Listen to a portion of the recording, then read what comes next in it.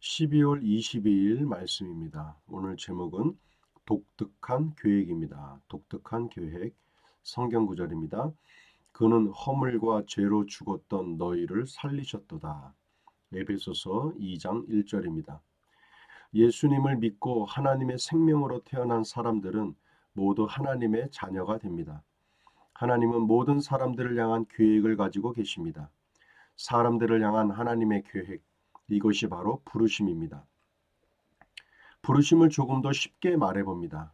부르심은 더 쉬운 말로 꿈이라고 할 수 있습니다. 여러분 모두 장래 희망, 꿈을 가지고 있지요.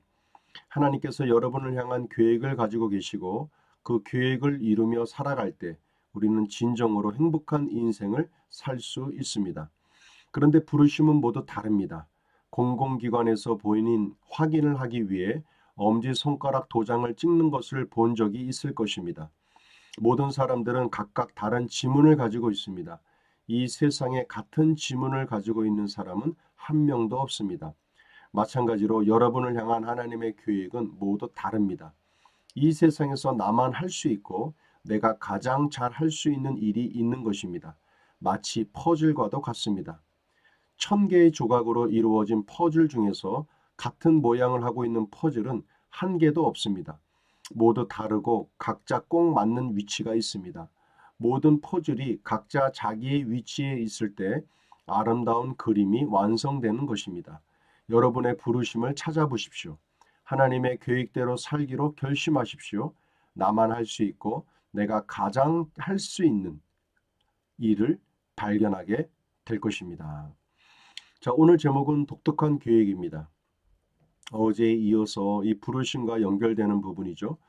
부르심은 하나님이 나를 향한 계획, 그것이 곧 부르심입니다. 그런데 부르심에 대한 또 다른 부분을 오늘은 꿈이라고 얘기하고 있습니다.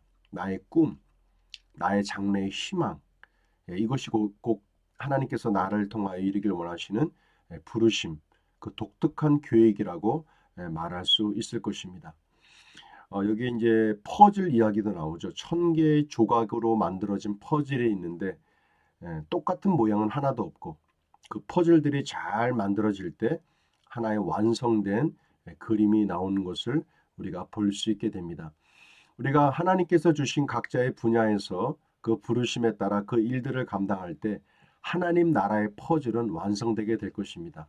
여러분만의 독특한 부르심, 독특한 계획이 하나님의 계획 가운데 함께하고 있다는 것을 우리가 잊지 말아야 할 것입니다. 자, 문제풀이 봅니다.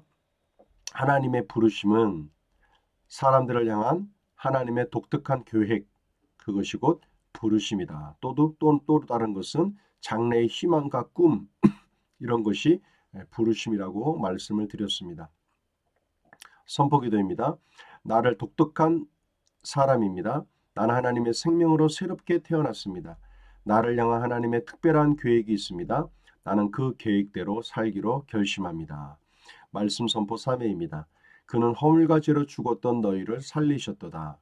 에베소서 2장 1절입니다.